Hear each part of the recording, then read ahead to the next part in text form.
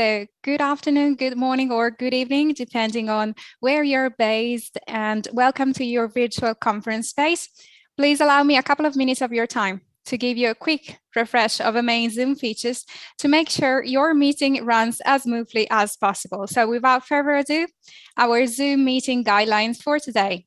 We kindly remind all presenters to please use headsets or earphones with integrated microphones whenever possible. Headsets and earphones are recommended to make sure your message is heard clearly by all attendees and, of course, by your interpreters working behind the scenes. We recommend all participants use the Zoom desktop app and update their app to the latest version, especially if they are experiencing any technical issues. The most important thing, your microphone. On Zoom, the microphone is located in the bottom left corner of your screen. Please click on the little arrow on the right of the microphone icon to quickly check or change your settings and make sure your device, that is, the microphone you will be using for the meeting, is correctly recognized by Zoom. Raise hand. During any interactive session, your meeting coordinator or moderators will invite you to take the floor and contribute. Please do so by clicking on the little hand in the bottom center of your screen to signal you are ready and willing to take the floor. Interpretation. For today's meeting, we have simultaneous interpreting available from and into English, French, and Spanish. A team of professional conference interpreter is ready behind the scenes. Interpretation will start as soon as your session officially kicks off. Please wait until the start of the meeting to select your preferred language channel by clicking on the globe icon at the bottom center of your screen. Technical support. For all technical glitches, do not hesitate to send us a message directly via the chat. Your main support contacts today are Nathan for interpretation support and me, Alice. All technical operators are very easy to find. Just type support in the participant list and you will quickly find us. So please do not hesitate to reach out to us anytime. On behalf of the Master Voice support team, thank you so much for your attention. We wish you all a very pleasant meeting. Thank you.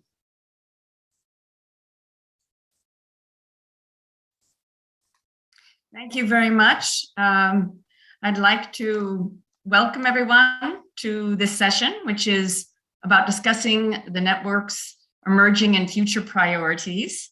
I'm Michelle Layton. I'm the director overseeing the Global Labor Migration Program for the ILO, the International Labor Organization, and I'm very happy to moderate this session. Now, since the adoption of the Global Compact, none of us, I think, could have predicted that we would be concluding a second year in the midst of a global pandemic. And I think there's little doubt that the most urgent priority must be to address the pandemic, to help countries and communities recover, and to protect those most in need. And migrants, including migrant workers, were some of those who most needed our attention and still do. Many were left stranded, unprotected, and there are still so many who remain in harm's way. The COVID pandemic has radically changed the world of migration.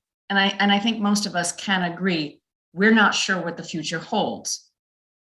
But through this difficult time, I was listening to, I heard many this morning talk about that through this difficult time, the network really stepped up to help responses and lend support during the crisis. Many more stories can be told about the efforts of the network in these last 2 years. But I can say from ILO's vantage that in many regions, we work closely with other UN agencies in the network to really step up and provide urgent support to governments, to business, to migrant workers, and to help them receive basic services, counseling, to make it home safely and securely, and so on. And I was very happy to hear the resident coordinator of Thailand in the last session speak about how the guidance by the network has really made a difference. And certainly the new and first UN system-wide guidance that is going to be released this month by the network on bilateral labor migration agreements is also an area which incorporates lessons from the pandemic. But we have sincere challenges ahead of us, even beyond the IMRF discussions. And this is a key moment for the network to be considering those urgent priorities that require our focus and attention. Now, the work begun this year by the network in a number of areas, for example, providing practical lessons and guidance for including migrants and migrant workers in social and economic recovery, is a really good start. But it's going to be critical for us to support governments and national stakeholders now to help implement this guidance. We'll have to also give attention and similar support on helping the reintegration of so many returning migrants. And the impacts of climate change on migration as a driver, but also as part of adaptation, its impacts on youth, on women. This is a new area for UN system-wide collaboration. But the network has begun to take action by establishing a thematic focus on climate and migration, but this will demand our priority attention and action in the coming years. So I'm really pleased to moderate this panel by opening the discussion first to a diversity of experts who will help us start off with their views and their perspectives on the network and what our priorities should be. I am hoping that when we open the discussion after our discussion starters, that many of you will intervene, provide information in your perspectives, because I think it really requires this diversity to ensure the network hears the point of view and the voices from everyone. Let me tell you who we have today with us: Lars Lonbeck, IOM Chief of Mission, Moldova, and Dima Al-Khatib, the UNDP resident representative, who are the co-chairs of the National UN Network on Migration in Moldova. We'll then hear from Verena Naus, the Senior Migration Advisor, the Program Division of UNICEF, Carla Mukavi, FAO's representative in Kenya, and Coco Warner, the manager of the Vulnerability Subdivision of the Adaptation Division of the UN Framework Convention on Climate Change Secretariat. And then Gideon Rutawerma, Population Affairs Officer in the Social Policy Section at the Gender, Poverty, and Social Policy Division of the UN Economic Commission for Africa. So a great diversity of voices. Let's start with you, Lars. You have the floor. Thanks very much, Michelle. Very good to be together with you and so many colleagues that I recognize from previous experiences in this area. As Michelle said, we're speaking from the vantage point of Moldova and also a bit more regionally, since we are very much in contact with our colleagues in the Western Balkan region and Eastern European region in general. So I was wanting to just make a couple of actually 3 points on 3 issues that we feel that are resonating very much in this region, and then go into a couple of substantive points that has really been issues for us in the region. My colleague Dima Al-Khatib will also look a little bit on how we have been interacting amongst the agencies and giving a very specific development angle to that. So I think that this could be complementary. We don't have that much time, so I'll get straight into the issues. The first issue is really on the top of the agenda for the Global Compact itself, namely the data issues. It's still a major issue for us here. We feel that the network locally here needs somewhere to find common and actionable data. We see that there are movements going on in IOM, and hopefully the expanded Office on Data, Migration Data in Berlin can support us in that regard. Secondly, I think that we have been very much focused on the specific situation in countries and what countries need to do, and there are commitments by countries where, of course, migration takes place between 2 countries at least through migration corridors, and cooperation on GCM 21 on facilitating return or portability of social entitlements in GCM 22. All of this presupposes collaboration between countries. So this is another area where we find good collaboration and effective collaboration, and we hope that that can be picked up by the network. Third, I wanted to speak on an issue that you have highlighted in the background material, namely COVID and how we see COVID. So, of course, much has been done in our region to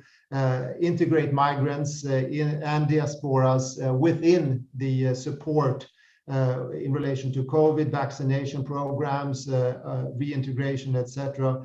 IOM has also been able to retool its migration health capacities in favor of ports of entry procedures and donating materials and getting standard operating procedures adapted to the new situations. But now we are moving into, hopefully, a post-COVID situation, and it's really time to look at build back better versions of bilateral migration agreements that are safe from a health point of view and also secure from the points of view of migrants. We're seeing that, for instance, between Moldova and Germany, some much more robust agreements that are very favorable to the migrants.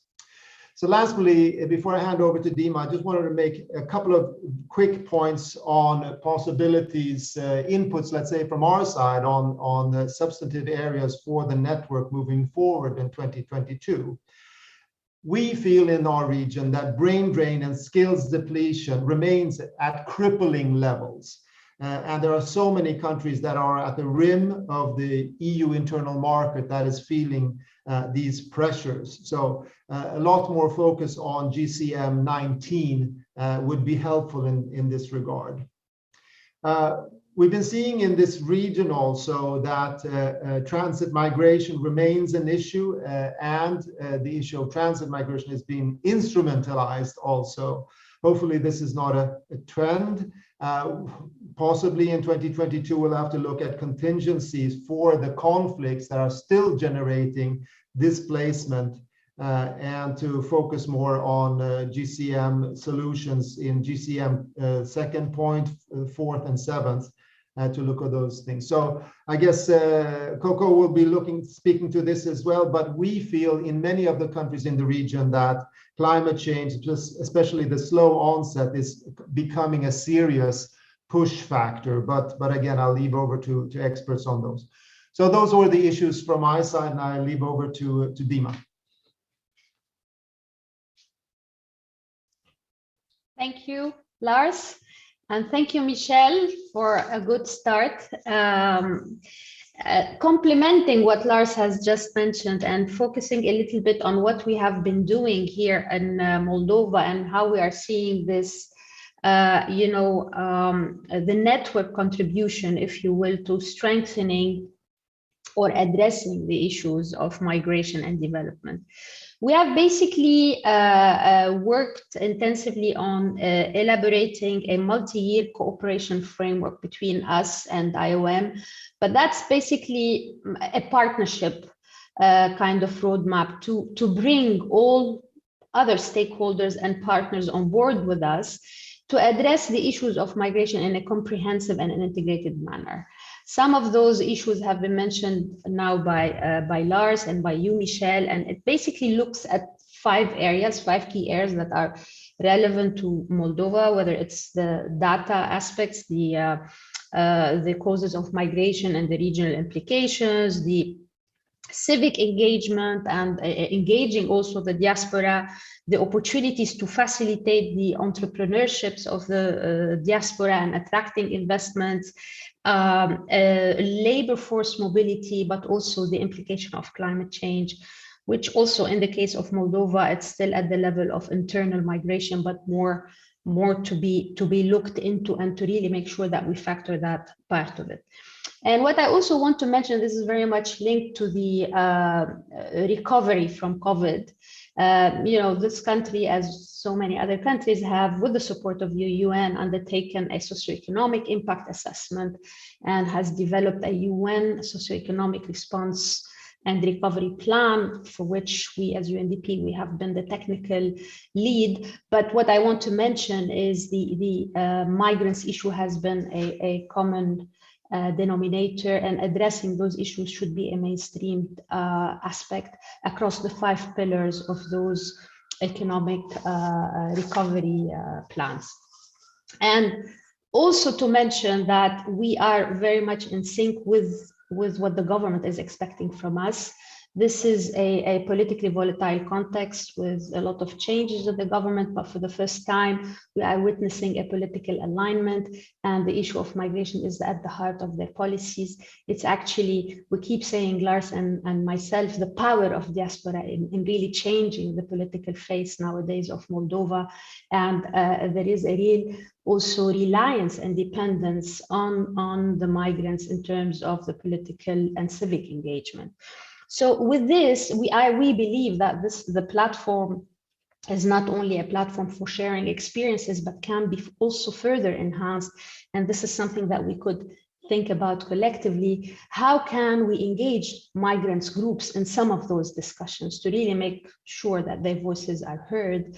And also, how can we further activate the corporate partnerships at the local and the regional level? Because in middle income countries, and I'm sure also in low income countries, there is an issue of and a challenge of mobilizing funding and resources.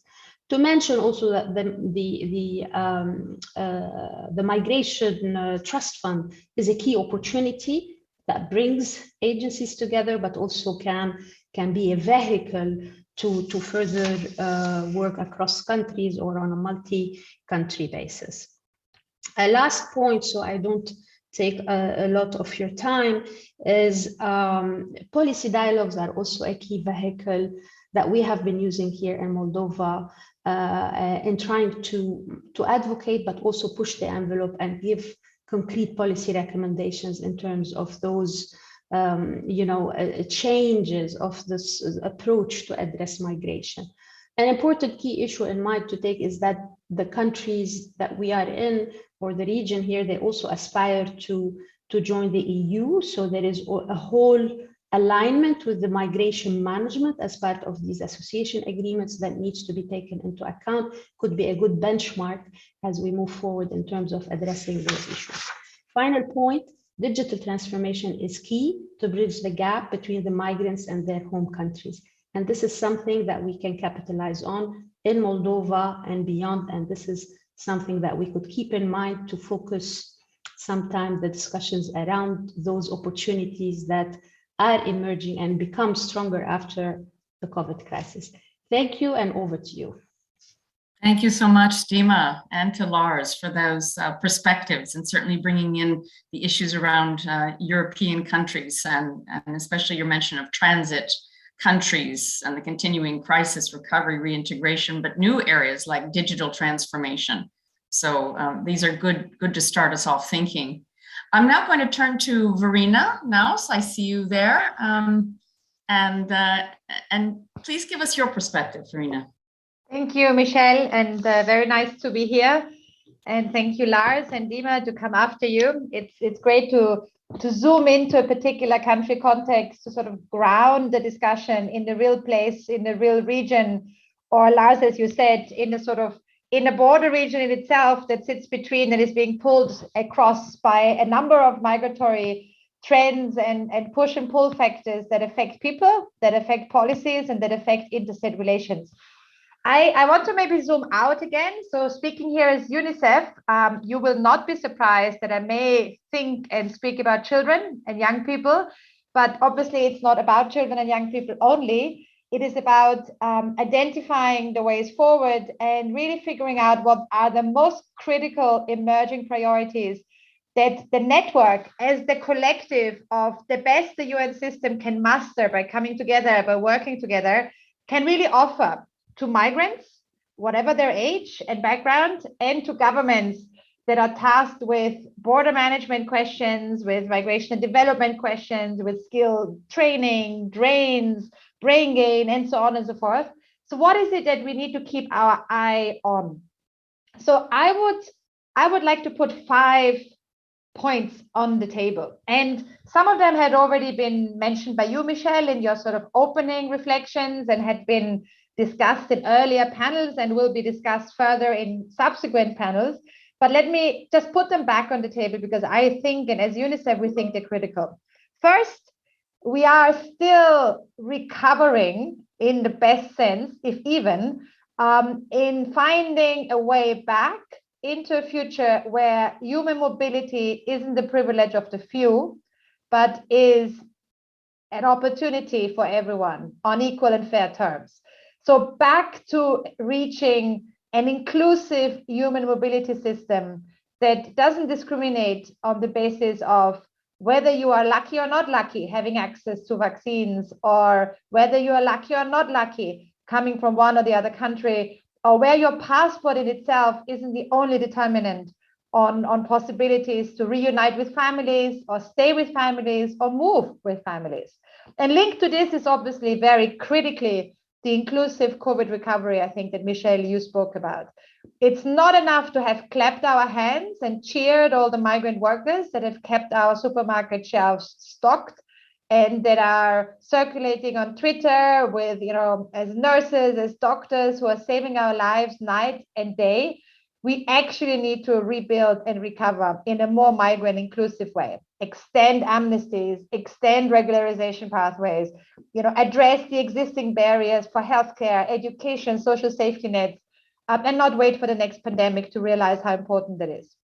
Secondly, and it was mentioned before, and I think all of us watched with great anxiety the discussions happening in COP back in October. The big other topic for next year will have to be climate mobility.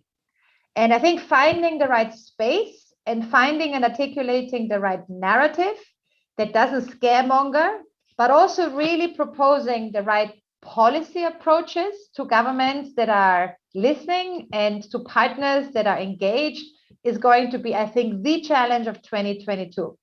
So why is it important? Well, as UNICEF, for us, it is critically important. 1 billion children are at the moment here today in 2021 living in a situation where they are at extreme risk of climate impacts. 1 billion. That includes, for example, 820 million exposed to heat waves, 400 million exposed to cyclones, and so on and so forth. So we owe it to them and to ourselves that we advance mitigation and adaptation, but not just, that we also involve them in climate mobility discussions, considerations, and decision-making. We need to get it right. Our understanding, our framing, our conversation on climate and mobility, we need to find ways to include mobility as a critical adaptation strategy, skilling and reskilling and retooling and having serious conversations on pathways, and making sure that young people are not just a nice to have and a cherry on the cake when we have an event, but are central to the discussion. Third, you don't need to look far to realize that we are on the defensive globally.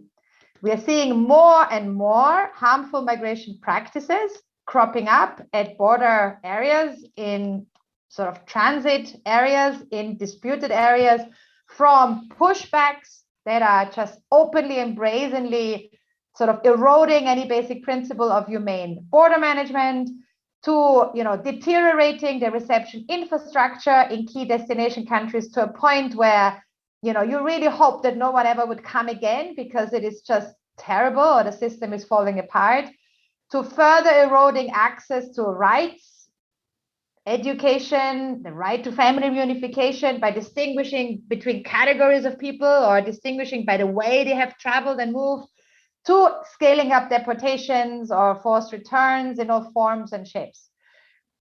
So there is really a critical priority that we need to keep focusing on.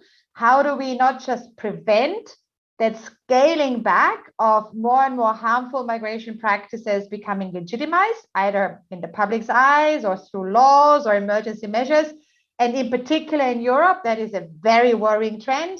But how do we actually reverse that trend? And instead really scale up on really encouraging and very positive developments that we have seen during the pandemic related to, for example, the ending of child immigration detention, with more and more states realizing that prisons aren't good places for people to be, especially during pandemics, and then realizing that they can actually manage migration without detaining people, in particular without detaining children and their families.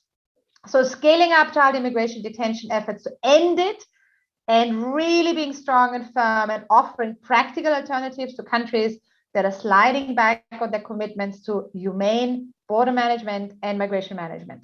And here I want to add one more point. And Lars, Dima, you did mention the importance of labor migration. I think a critical, very, very harmful migration practice that we need to keep an eye out for and look at more closely is the very simple fact that in conversations on labor migration, we still pretend that labor migrants are not parents. But labor migrants are parents. And the vast majority of them either are young as they move and then become parents or start a family, but are kept apart from the family because of visa, labor regulations, bilateral labor agreements, or they are already forced into protracted family separation because of the way labor migration agreements are designed. So very important that we need to put children back at the center of any conversation on labor migration agreements, and so on. Fourth, migration policies and governance. I yesterday listened to a very, very powerful young poet who said, if as a young person, if we are not at the table, we are on the menu. And a lot of migrants often feel that way. And a lot of young people feel that way. So as we are going forward on migration policies and governance, young people and migrants and women in particular also need to be at the table when it matters, not on the side event, not sort of on the outside, not in the afterthought, at the table and part of the decision-making process. That is important as we are designing policies around root causes or root-based approaches, partnerships between countries. Let us not make the mistake that we are objectivizing those that we are trying to draft policies for. And fifth and last, I think we will continue to be challenged as partners, as governments, as UN actors and supporters and believers in the Global Migration Compact on its relevance for states. And I think here the best we can do is just keep working hard and providing those guidance, those support, those programs, those practical data and evidence and insights that really help states grapple with all of the challenges I mentioned, how to restore inclusive human mobility and COVID recovery, how to get ready and future ready for climate mobility, how to prevent and reverse any harmful migration practices by managing migration in a humane, child-sensitive, forward-looking way, and how do we ensure that migration governance policies and programs are designed together with those that concerned. That's it from my end, and I look forward to more discussions. And obviously next year, the pledges that are looked for the IMRF are an incredible opportunity to address some of these really emerging issues. And I think for us as the network and UNICEF being a member on the executive committee, I look forward to being held to account that these are issues we need to deliver on together. Thank you. Thank you so much, Farina. And you certainly mentioned quite a menu of issues. And I just want to point out that I think you would probably agree all of these are interconnected. It's not as if they're in silos. I mean, the issues you mentioned on labor mobility and youth and skilling, that's very relevant to adaptation and climate change, very relevant to recovery and rebuilding, making sure that labor migration and migration governance is humane. All of these things are interrelated. So we'll have quite a lot to chew on, and I hope people are also looking forward to intervene. Let me turn now to Coco Warner at the UNFCCC, and there's been a lot of discussion about climate so far. So I look forward to hearing your perspectives, Coco. You have the floor. Thanks so much. And it's just really great to be on this panel. And thanks a lot, Michelle. Some of us were able to be together in Glasgow a couple of weeks ago, and your presence as a network was certainly felt. I just want to, maybe on a personal note, acknowledge and say thank you for your dedication in really bringing the issue of migration as well as displacement, planned relocation again to the fore. For those of you who follow the policy area where human mobility is mostly parked under the UNFCCC process, it's called loss and damage. And what it's really about are adverse climate impacts. And many of us have been working on this area for a decade or more. And of course, for climate policy, it's step by step, it's incremental. But those discussions had never been at that level, moving from a very involved technical level to really high geopolitical attention, and in a way that's partly because of your work. So just acknowledging that. I've put the text of the Glasgow Climate Pact in the chat for those of you who would like to read up. And Michelle, I'll just respond to 3 really broad areas where the UN Migration Network might consider work from 2022 onward, because I know this has been a great year, very challenging. A lot of collaboration when it comes to the work that we've been doing together on climate change, as well as the other activity areas, and there's even more ahead. So I'm going to mention 3 areas. And I'm mentioning these at a very broad level. A lot of you are already engaged in some of this work. So treat this as work that is to be magnified and accentuated. The 3 areas are awareness, debate and engagement with what climate change means for human mobility. And again, I'm saying that in a very broad way, because I know as scholars in this area, there are lots of different nuances when people are moving. And so not to paint over that too specifically or even too broadly. And then the 3rd area is action. What would countries in particular need to be doing to get prepared, to avert and minimize and address undesirable impacts of climate change when it comes to people who stay and people who may be on the move? So just a few ideas in each one of these areas. So on awareness, again, in large part because of this community and individuals and all of you working as a network, the idea that people may need to move in relation to changing climate has absolutely landed. And Bella, I see, I don't know if you want to comment, but I see your hand up. And I remember, Bella, 12 years ago, I think I showed up at the first meeting that you were organizing with UNDESA. And I think at the time, a lot of the community thought, climate change, what is that? It was so exotic. And now we're at absolutely a different point. And there's widespread, although there's not widespread evidence, because this is largely, we're trying to understand how contemporary migration might change. And so it's really looking ahead. But I think there's a widespread acceptance that this is actually a thing. And some of you have been involved in documenting empirical evidence now. What are some types of things that would be helpful in the immediate future?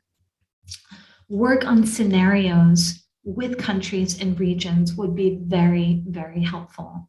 Everyone says and acknowledges that climate change is one of a number of pull and push factors that affect people when they're moving, as well as how they interact with people that are not moving. And so scenarios would be really important. Some futures thinking would be extremely helpful. What are potential demographic trends, labor trends? Michelle, I'm looking at you and your very important work on labor, technology. All of these factors are changing rapidly. And it would be great for countries to have those pulled together, because very likely climate change and migration, displacement, planned relocation won't be black and white. Slow onset events, sea level rise, changes in water regimes, changes in heat regimes are certainly out and about in the world today, but it won't be black and white. Everybody needs to move, but the distributional impacts of climate change are the story of this century. And migration, in addition to being its own important topic, profoundly so, is one of the forces that will be a force of redistribution. And we really need data tracking, information about that to raise awareness, but raise awareness that, and then here are these 2 additional issues that raise awareness and real deep societal engagement around what do we do. I noticed that there is some colleagues here have been asking me about what would be meaningful baseline indicators that might feed into the review. And they've been asking me, well, is there country reporting under the Paris Agreement that would be meaningful?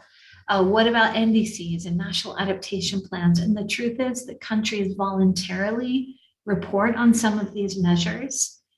And it's a little bit of an issue where if countries already prioritize the issue of migration, planned relocation, displacement, they might have human mobility in their national adaptation plan, but they also may not. And that doesn't necessarily mean that the issue isn't important for that country or in that region.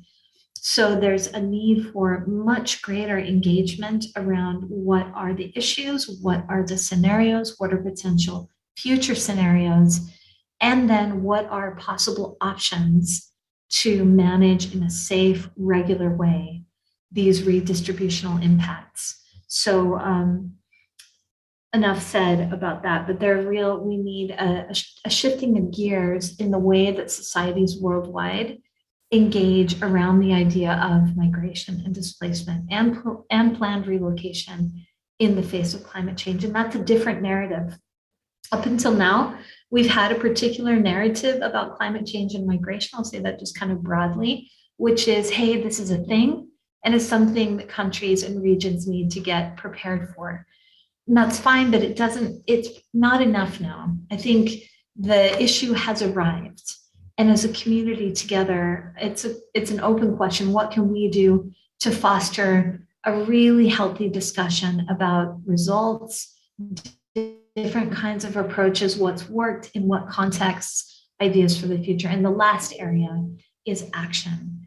There will be, and there is, a transition phase between contemporary management of migration issues and refugee issues. I know that's not necessarily the topic here, but these are framed in a way that comes from the past.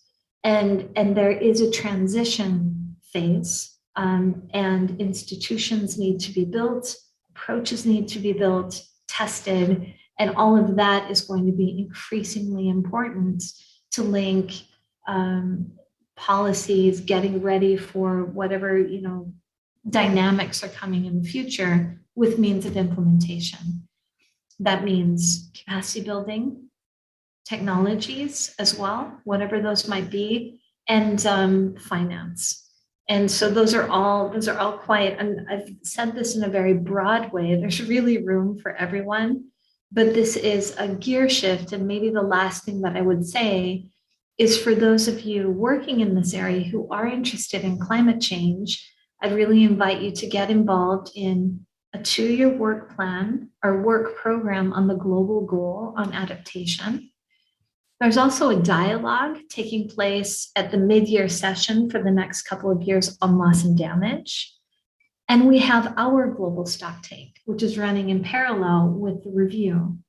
And each one of these are opportunities for us as a network, for you as individual organizations and experts to submit your views. Now that sounds very small, but by submitting your views on a page or two, you can provide evidence, you can provide results, you can point the direction for future discussions, and it's superior to not having your voices and your expertise.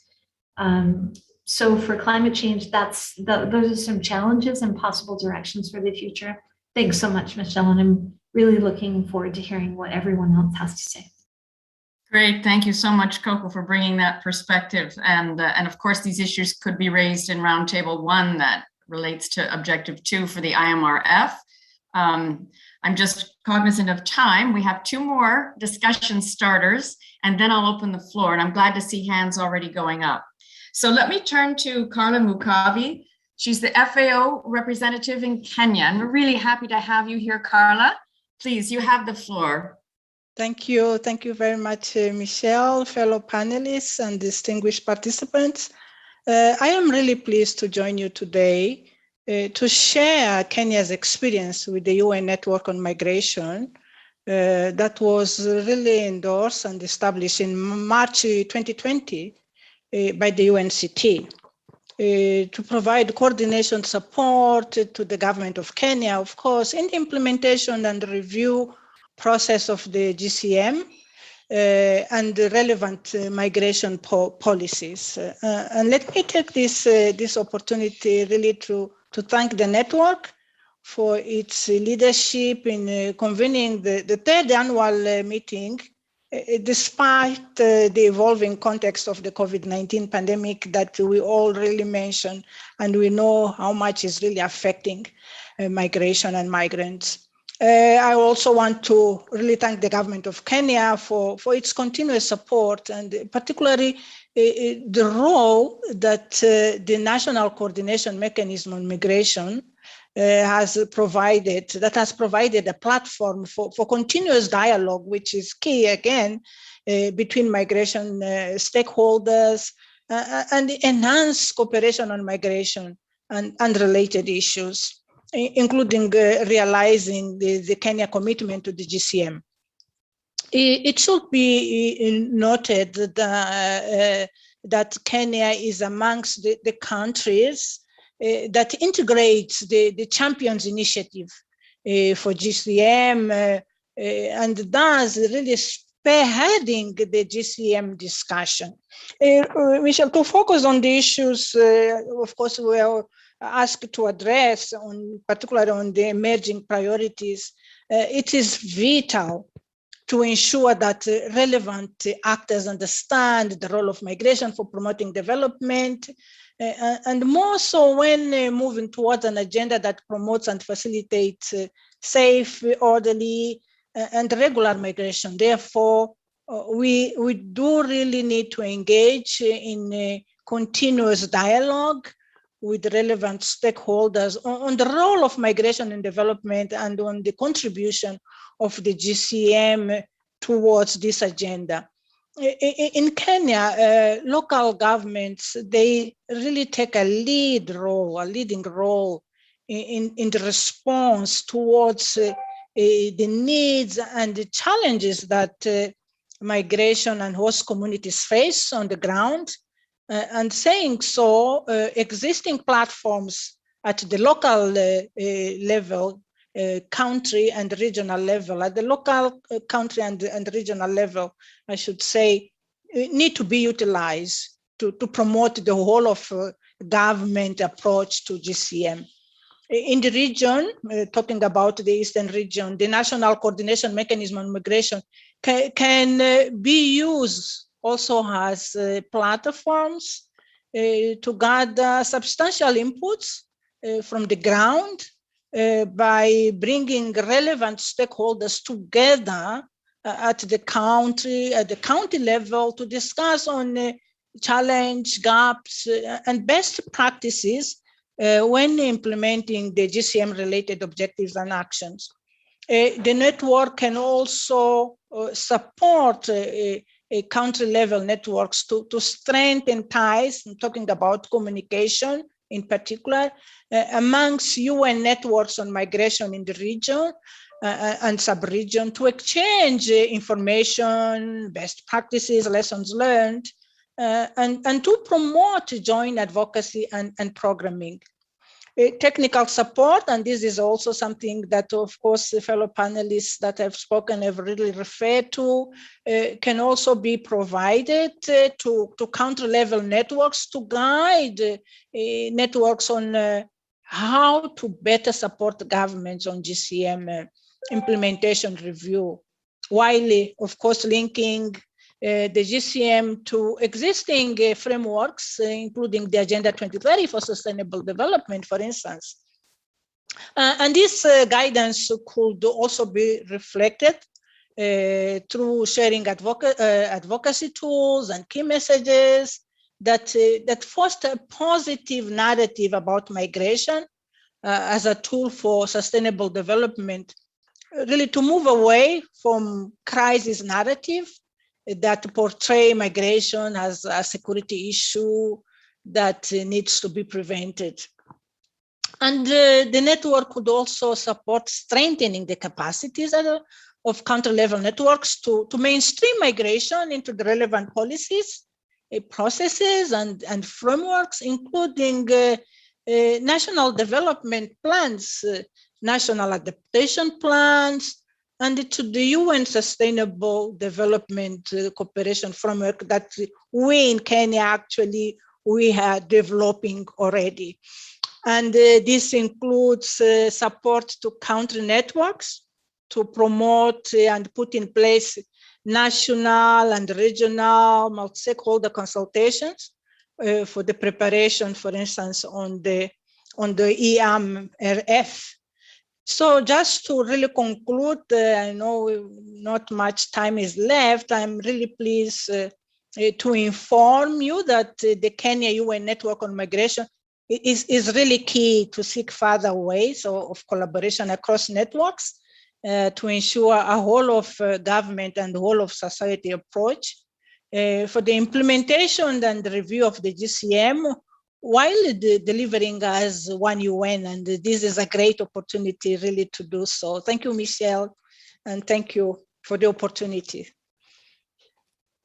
Thank you so much. Very good to hear your views. And I was so happy that you raised the issue of local authorities and the local platforms as the front lines working on the recovery process, and how we can't forget that we really need capacity building. They are the ones who need to work with us through the network, but also just in terms of their ability to respond. And sometimes we leave them out of the discussion.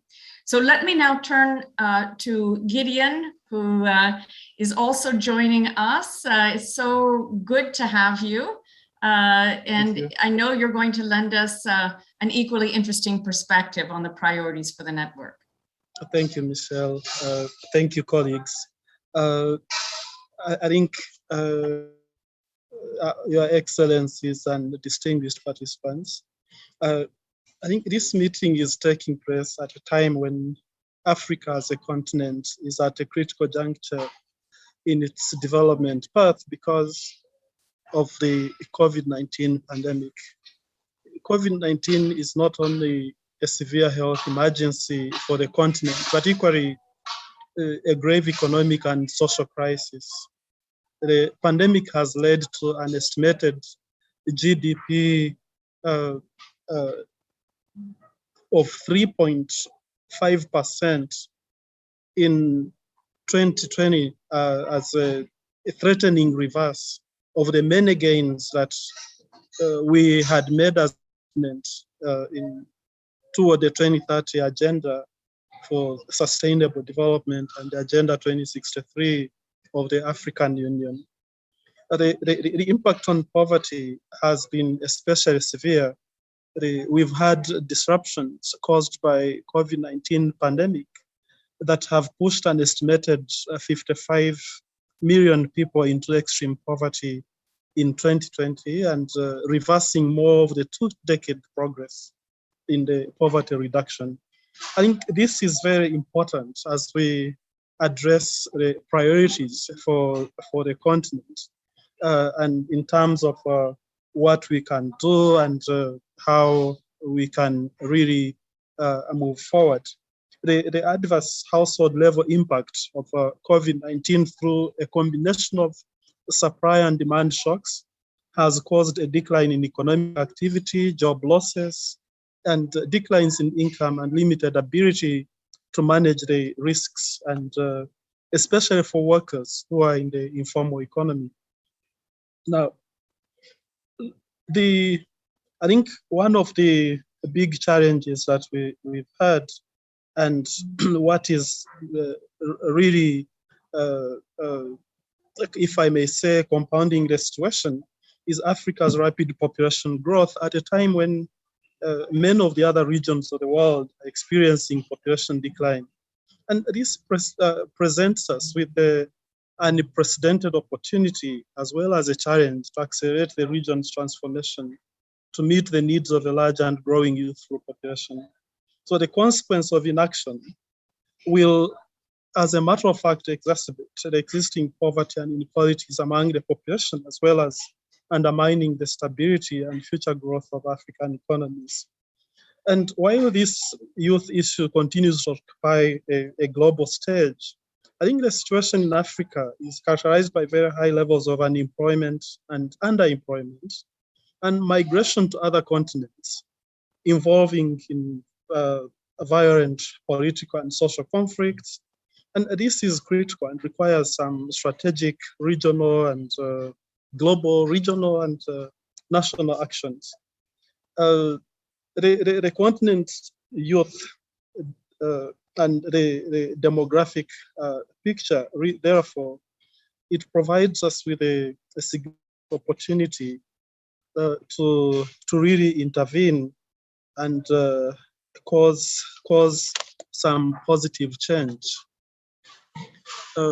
Because if we look at the African youth, they represent 60% of the continent's unemployed. If you look at unemployment in the region, 60% of the unemployed on the continent are usually youth. And there is a lot of exclusion, which has wide-ranging impacts, including migration to destinations outside the continent. Mainly, it has been northwards toward Europe and the Middle East. Now, what then can we do? I think future collaboration, future engagement with the network and the African member states should anchor on existing initiatives. For example, the African Continental Free Trade Area, then the Protocol on Free Movement of Persons. We also have the Joint Labor Migration Program for mobility of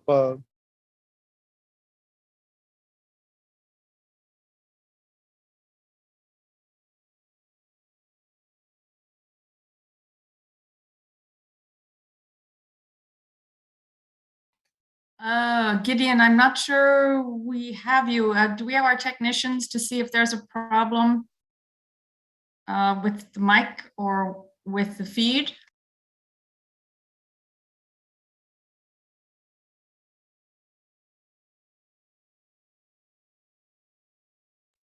Gideon, can you hear? Maybe you could post something in the chat. Oh, we lost we lost Gideon. Yes, well, one of the casualties of this completely online technology that we're trying to work with even 2 years into it. I hope, colleagues, you can hear me. I hope it's not my, you're good, thanks, Coco. Well, while we're waiting to get Gideon back, and certainly interesting observations from the UN Economic Commission for Africa's perspective, we do have a number of colleagues who've already raised their hands for interventions.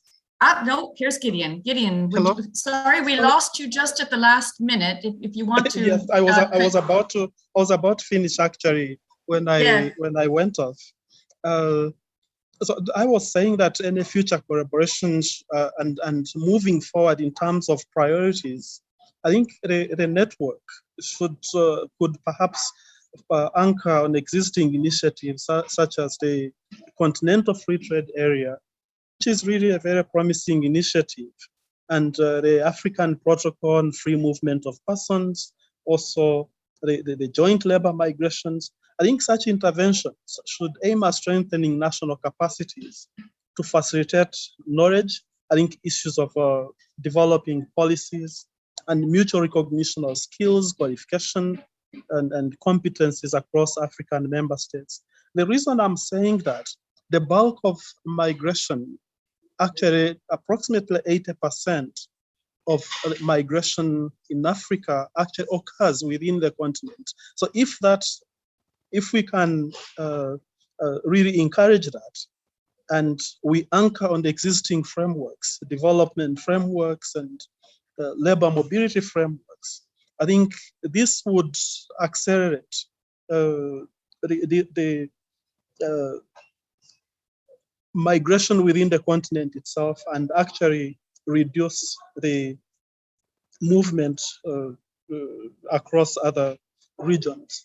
Let me conclude by suggesting just a few priority areas. I think one, I've already mentioned, the need for collaboration and to leverage on existing opportunities for poverty reduction, especially the Continental Free Trade Area, that is extremely important, and aligning the GCM objectives with these continental initiatives, which are many, and that is extremely important. I think the question of supporting enhancement of skills for young people on the continent, especially girls, and advocating for free movement of qualified workers, I think that one is crucial and needs to be encouraged. Then I think this issue again has been raised. Migrants and their families must be supported to retain their benefits and their remittances, portability of skills, portability of social security, and even reducing the cost of sending remittances, the cost of receiving.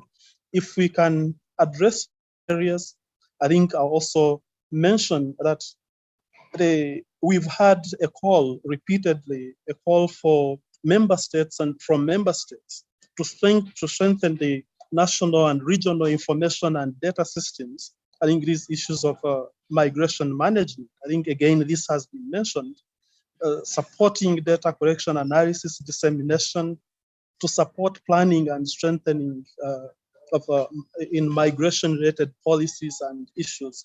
I think that is important. I think at IIA, we are committed to partner and collaborate closely with the network and all the other partners to support member states in the region in implementation and monitoring of the GCM.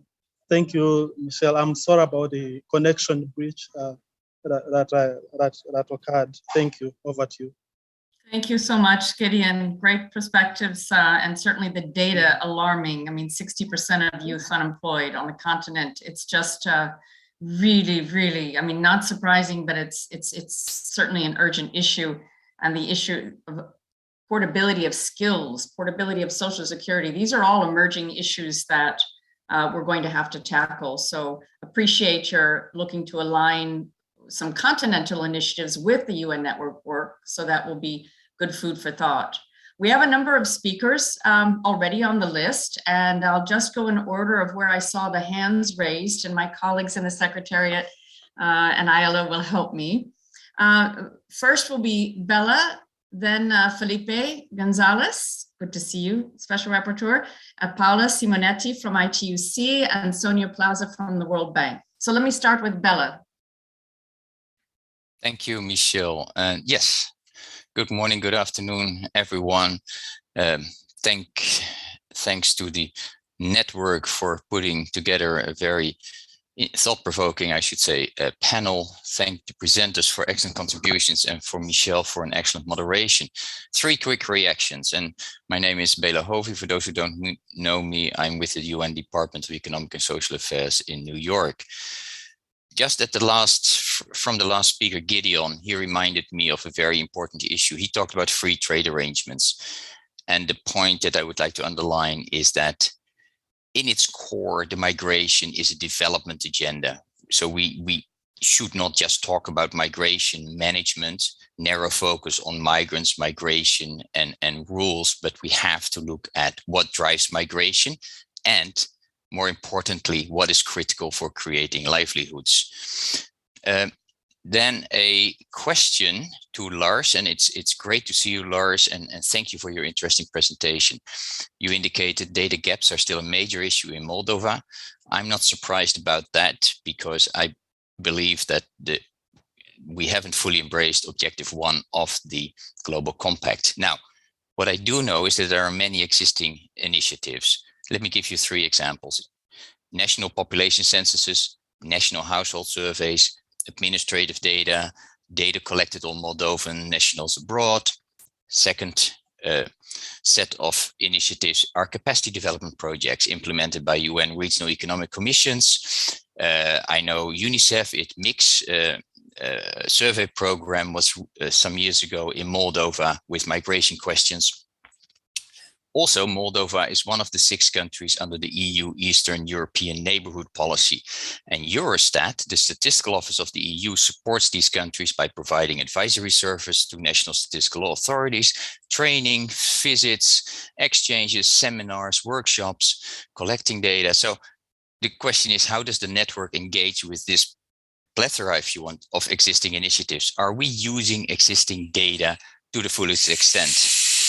second, very quick reaction to what Coco was saying, and thank you for recognizing that indeed we've come a long way. I support your call for evidence, scenarios, and futures, and what you call the attention to distributional effect of climate change, the demographic factors, who is living where now, and in particular in the future. Now, you mentioned something about integration of these considerations in various adaptation plans, etc. I want to just highlight the opportunity we have under the 2030 agenda for these voluntary national reviews. We have a high-level political forum coming up again in 2022. Many of these issues that we are discussing are cross-cutting, not just pertaining to one SDG. If we believe that that relationship between climate change and human mobility is of great importance, let us organize events, put out a policy brief together with interested governments during the 2020 high-level political forum. So let me leave it at that. And again, thank you very much for this very interesting panel. Over to you. Thanks so much, Bella. Good to see you here. Felipe Gonzalez, also very good to see you here. Glad you could join us. Please, you have the floor. Thank you very much, Michelle. Very good to see you and all the participants. Good morning from Chile. And I'm very glad to be attending this annual meeting. I think the presentations have been very interesting and they go to the point. I think that from the point of view of the human rights of migrants, the situation during the pandemic, I would say it has the same features than before the pandemic, but in a more acute way. So it's nothing entirely new, but the same problems that have become more acute. In this regard, for instance, the issue of access to public services, especially the access to health services, but also to other public services, of course, has become much more needed in the context of the pandemic and shows the limitations of access to public services for migrants, especially but not exclusively for irregular migrants. There is the issue of immigration detention that also becomes much more complex during the pandemic. There were some initiatives from some states to release the migrants in detention, but after a few months, immigration detention started all over again in almost all the countries that practiced it before the pandemic. There is the issue of the limitations of the right to seek asylum, which some states have really taken measures that make completely ineffective this right in terms of based on alleged excuses during the context of the pandemic. There is the issue of the deportations that have continued, as you know, in the different regions of the world, and the issue of regularization processes in the context of the pandemic. I think there have been interesting initiatives in this regard, but almost all of them have been of a temporary nature, and it's important to move forward in regularization processes that are more sustainable for the future. On the issue of climate change, that is a matter that my mandate has addressed before. My predecessor presented a report on this matter in 2012, and I will do the same next year to a General Assembly, considering that the situation has become much more acute in this regard. So I will soon make a call for contributions for this report, and I look forward to get submissions from UN agencies and the civil society. I would also like to stress the issue of the pushbacks of migrants and asylum seekers that have continued and even enhanced in some regions of the world. This was the topic of the report that I presented this year to the Human Rights Council, and I will continue addressing this issue in another thematic report next year for the Council. Finally, I would like to refer to the Global Compact on Migration. In many meetings with the civil society around the world, I have been asked how can the Global Compact become more effective in its implementation. And I think that the pandemic has also bring some additional obstacles and burdens in this regard. And it's a matter that as part of the trust fund, I myself have been trying to enhance these initiatives moving forward. Also, in the case of my mandate, I have been making use of the Global Compact on Migration for allegation letters, for urgent actions, for our letters regarding draft legislation in many countries which have adopted the Global Compact, so as to make the Global Compact an effective tool. So we evaluate draft legislations, we evaluate cases based on the Global Compact, in addition, of course, to the human rights treaties that the respective country has ratified. And finally, I would like to make a call to ensure that throughout this process of preparation of the International Migration Review Forum, human rights of migrants have a key role, and I think it's very important that all the UN agencies and the civil society plays a strong role in this regard. Thank you, Michelle. Thank you so much, Felipe. As Special Rapporteur, you are really a tireless advocate, and you've shown us why. I mean, you have really been working so hard. So we look forward to further collaboration and really taken note of your ideas. Paola Simonetti from the International Trade Union Confederation, thanks so much for joining us. You have the floor. Michelle, thank you. Thank you very much. And thanks for this excellent opportunity to share the first thoughts about how we see the future for the, from the Global Compact and our engagement and contribution to that. We know that today migrants suffer from discriminations. They occupy the lower segment of the labor market, regardless, unfortunately, of their skills or education levels. And still, they are victims very much of trafficking and exploitation. And we all know that the impact of the crisis has actually worsened the situation of migrants together with other people in vulnerable and workers in vulnerable situations. And this is why, it is very much a priority really to put in place an inclusive social and economic recovery, as you said very correctly, Michelle. So what we are calling on, the trade unions and workers are calling on what we call the new social contract, to be implemented globally and everywhere, which is actually based on equality and inclusion. And this actually includes very much the aspect of jobs, the investments for job creation, new jobs, and the formalization of on informal economy, of course, and which is both are very, very related to migrant workers. Somebody also recalled care as a care sector, which is really, very relevant for migrants and very relevant to create new jobs, for recovery and resilience. But these jobs has got to be decent. So we don't want any job. We want decent jobs that are based, followed on a rights-based agenda, a labor rights-based agenda. And of course, labor market integration of migrant workers is a pillar for a good migration policy.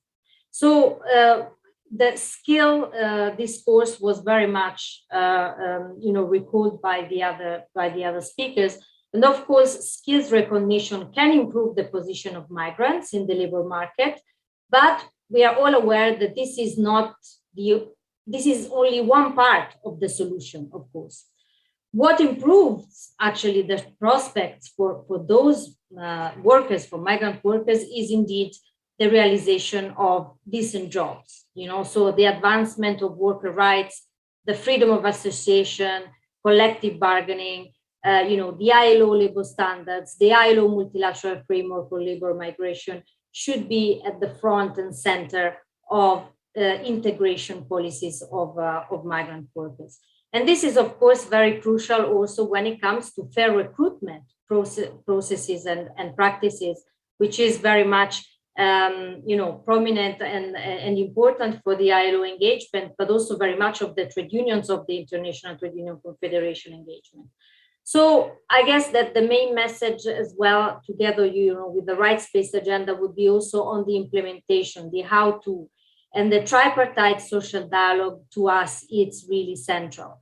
So social partners should be really engaged in the dialogue with the national governments in order to put in place inclusive policy when it comes to migration and migrant and the integration of migrant workers, and should be a cross-cutting engagement from country of origins to country of destination. So for us, it's really important that now, in the process of this review of the Global Compact and the IMRF, really trade unions are involved also at national level with the country representatives, with the UN resident coordinators. We are trying to do our best as ITUC to accompany and to actually help our affiliates all over the world to enter into a dialogue with the UN systems at national level. Of course, we will be very ready to work together, of course, hand in hand with the ILO to make this a reality in as many countries as we can. So, Michelle, for the moment, I will stop here, and of course, we are ready to work with you and to provide further inputs wherever is needed. Thank you very much. Thank you so much, Paula. And I was really glad that you raised the issue of the centrality of social dialogue and engagement of stakeholders at the national level. I mean, it involves employers, workers' organizations, in discussion with governments on how that recovery can be inclusive. Earlier this morning, I recall there were many who talked about these initiatives by organizations that are non-UN organizations going on all over the world, and we really need to align ourselves and work more closely with those initiatives. So we're not duplicating, but we're enhancing, and I think this is an area that we should think about more and consider more as we move forward. It's really a powerful tool, and certainly something we need to do a better job to tap into. I also want to shout out to Sonia Plaza from the World Bank, who I see has turned on her video. You're next in line. Please, you have the floor. Thank you, Michelle. Very nice to see you, and thank you for seeing all my colleagues there. I hope that as soon this Omicron disappears and we can go and see each other, because this is creating so much barriers for our mobility. Well, first of all, I wanted to congratulate things, and I think it will be important that now that we're talking under the new reality of COVID, and we're trying to rebuild back and better, let's take a look at the compounding risk, because as Felipe was saying before, it's not an isolated thing that we are looking into migration. We're looking at compounding risk that is impacting the whole country. So we're looking, for example, in Africa, we're looking at the droughts, we're looking at the floods, we're looking at the locusts, we're looking at all the impacts of the climate change, on top of the economic impact of the COVID, plus the health crisis. So how we can address these issues in a very efficient manner will be an important thing. I wanted to maybe propose to the African Union, who has said that maybe let's use already the institutions or the things that are already in place, that maybe they could do some assessment. The protocols of labor mobility and the protocols for mobility in the East Africa community, in the COMESA, has been in place for a long time. Can we do some analysis after the Global Compact on Migration? What has been really moved or not moved? The World Bank did in 2017 a benchmark study for those ones. And it has been very difficult even to work a little bit in the East Africa community on the skills recognition. So maybe if we wanted to start fresh for the Continental Africa Trade Agreement, this could be a very good thing, how we can really implement those ones. My other point is I completely agree on the demographic changes and the different projections that needs to be done in the populations and what will be the impact on migration. Nomad is undertaking some studies on that. But I think apart from the studies, we have to be more aware what is really the jobs are going to be created. And it's not going to be, not even in regional Africa. So that's if you see all the countries, that will not be possible. So that will create a lot of pressures to international migration. But what are the conditions and they're going to be migrating? And second, do they have the right skills? Because now everything has switched to digital, and we know that skills formation in Africa is very low. So how we can support that, what we can do. And then finally, I think it's important in the context of Africa also to look at the climate change and urbanization. That intersection, we are looking at, it's important to look at that. No one is doing something along those lines, but I think that it's very important to look the pressures on urbanization due to this huge demographic coming into Africa and how they're going to help that into the climate change. With that, I would like to say that it's important to look at the immigration detention. Just to give you a case, it's not only the immigration detentions in some of the large countries, even right now in the countries on conflict, in the border, we are looking at a lot of immigration detention for a lot of people, a lot of migrants trying to cross. So can we do something to solve of that? Finally, I would like to see something concrete. If we can see on the review what the countries are saying, even if it's a small progress, what concrete action has been taking place so we can see what is the advancement and the implementation of the Global Compact on Migration. Thank you very much, Michelle, and great to look forward for these priorities of the UN Migration Network. Thank you so much, Sonia. Another set of issues that I think reinforces our discussion, and certainly you came back to the Africa trade agreements, which the UN Economic Commission for Africa, Gideon mentioned, another initiative to align to and how we would do that, climate and urbanization, and of course, decent work deficits. And then I want to pick up on something that Felipe, that you mentioned in terms of the access to vaccines and the inequalities of people, along with the issues of detention, which have come up over and over. But I mean, these inequalities are going to continue to be real challenges in terms of the ability for migrant workers to move. As Verena said, not all migrants are equal in terms of their ability to move, their resources, their capacity, and we're not putting attention equally in areas where there's real need. And we have to think about that because that's going to be a continuing critical issue.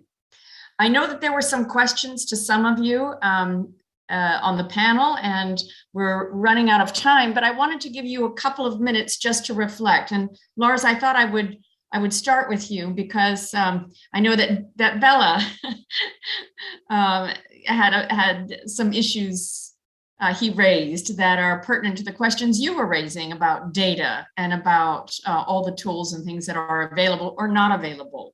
And can you give us your perspective on that? I know that you probably have some thoughts. And then I'd like to just turn just very briefly 1 minute to each of the other panelists to see if they had reflections. And I don't know if Joanna Moore from the British Red Cross, who put a comment in the chat box, would like to come in, but we'll keep that in mind. Just very briefly for everyone. Thanks so much. Thanks for giving me the opportunity, Michelle. Yes, definitely. I will be very brief. My point on data was very much to have a fresher look for the various UN migration networks at country level. I think we're seeking high and low for actionable data. And we have been able to, I think during the COVID crisis, been able to look into a number of novel ways in which to survey data, reaching out to diaspora, understanding qualitatively how they are faring, what their dreams and hopes are, and understanding how that is going to determine behavior moving forward. Also, the way in which we can make prognosis about the growth or diminishing of various migrant corridors. For instance, we're looking at prognosis on migration corridors between Moldova and Portugal in the next 5 years, and also the same to Germany.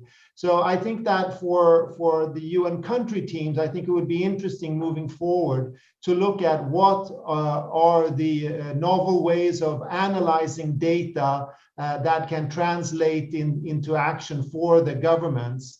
And this is what I'm looking at. So these are all of the different various and avenues that Bella was mentioning. These are very interesting for global visions of how to establish how migration is taking place at a global level, at a regional level. But in terms of looking at migration corridors and looking at government policies, I think that we need to have a new look from the point of view of the networks at the local level.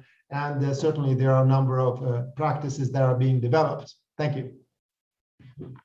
Thank you so much. I mean, really important points. And certainly this is an issue that we have to have a continuing discussion about, because what Bella said, of course, is that we have a lot of tools, but how are we using them? And what do we need to do more to support your networks at the national level and your work, Lars? I mean, there's lots more we can do. And I think this really begs the question of how much we can really open up more dialogue with the national network, so that we can continue to find out better ways to support the work you're doing, and also exchange on tools and guidance. And I know many of my colleagues are listening who are in the UN Network Executive Committee. I also understand that Verena had to leave us to rush to another meeting, but perhaps I can turn to you, Carla, if you had any further reflections on what's been said, and then maybe Coco.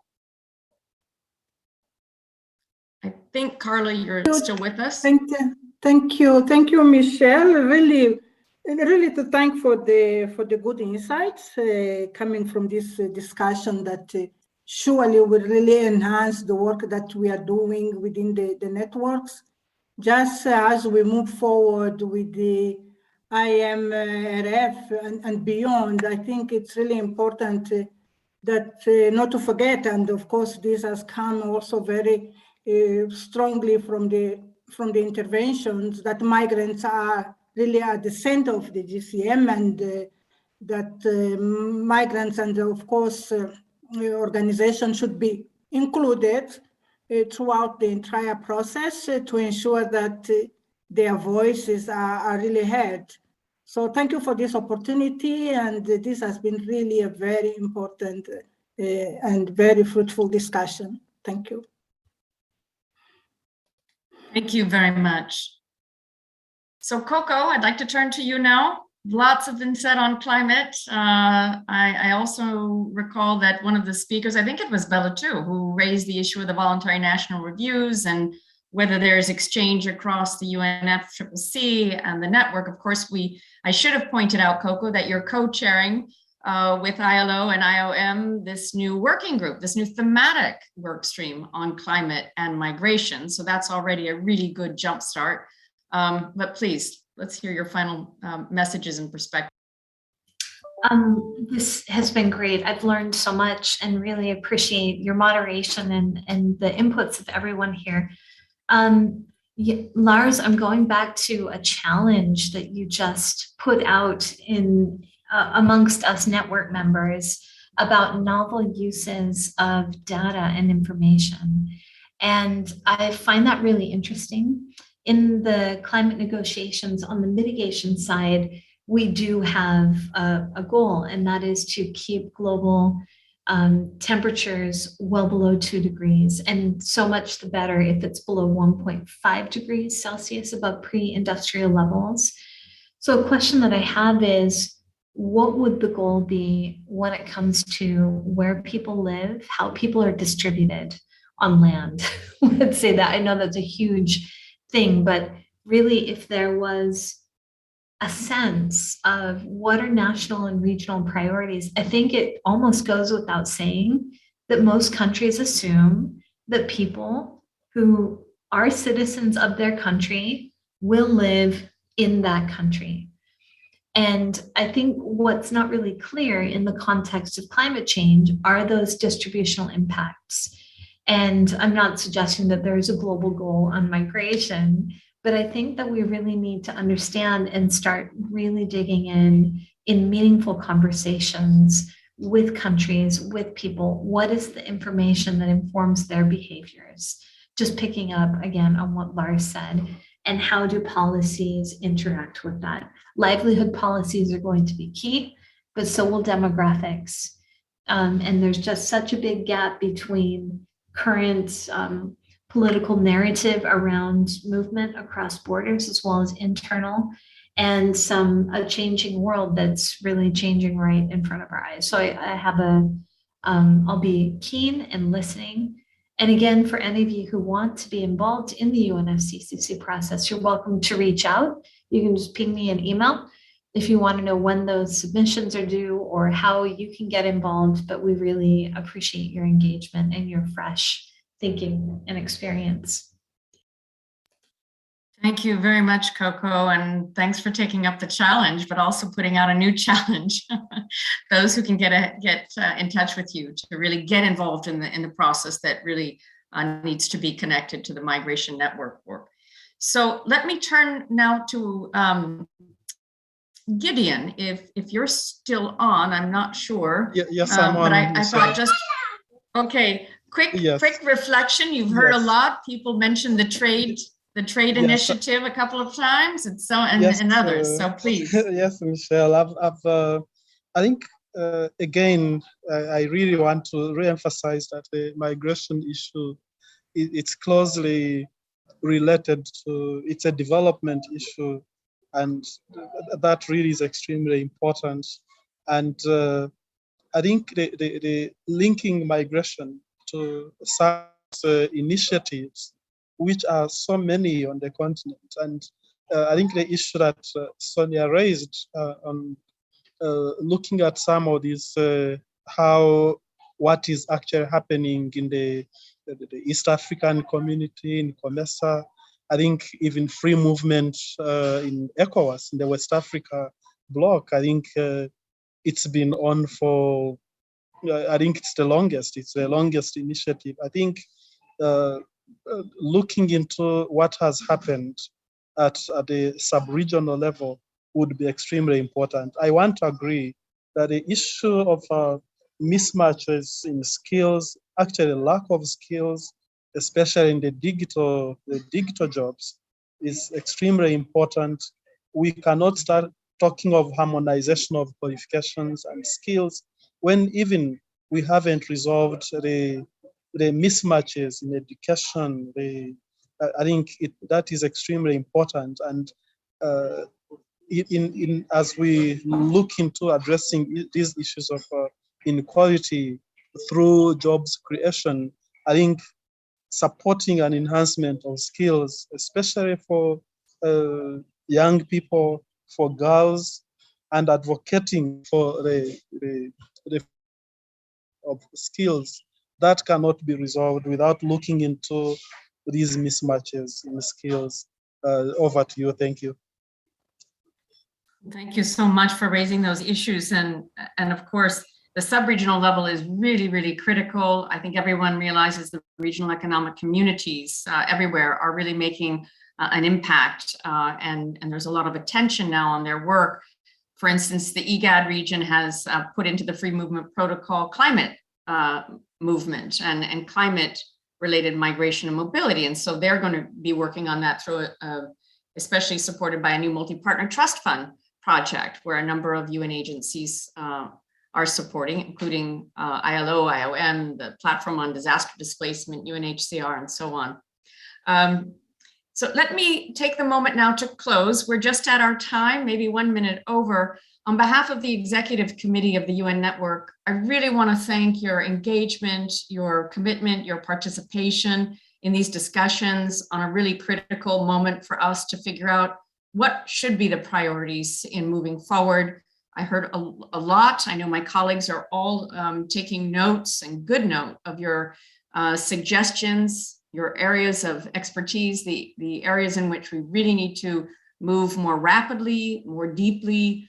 And of course, that involves a lot more engagement at the national level. And I guess I would also call out the issue that I think Paula raised, which is the Secretary General has called for a new social contract. Which obviously includes migrants, migrant workers, and all of those who are who may be in vulnerable situations. We can do better, we should do better, and we simply have to do better. So I know the network will take up its role in these efforts and look forward to collaborating with all of you. And with that, let me say thanks again to all of our panelists. Really happy that you took time out of your days to join us and to really bring in some robust perspectives, and to all the participants staying on with us. Thank you so much. Stay safe, stay healthy, and we'll catch you in the next session. Bye. Thank you so much. Thank you.